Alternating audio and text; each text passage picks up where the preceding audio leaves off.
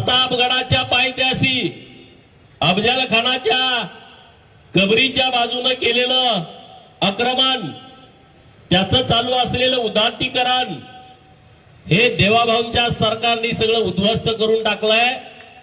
हे अख्ख्या महाराष्ट्राला आणि हिंदुस्थानाला माहित आहे.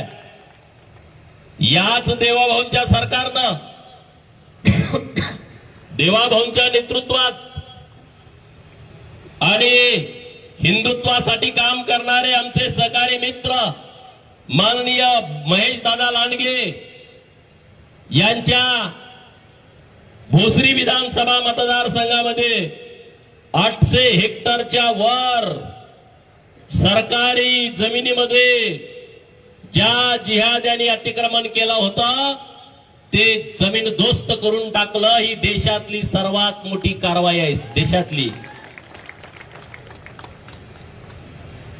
आणि म्हणून सरकारच्या पद्धतीनं काम करताय. गोमातेला राज्यमातेचा दर्जा दिला, गो हत्या बंदीचा कायदा आणला, परंतु तरी त्यामध्ये काय बदल करण्याची आवश्यकता होती ते संग्राम बापूंनी त्यांच्या भाषणामध्ये सांगितलं.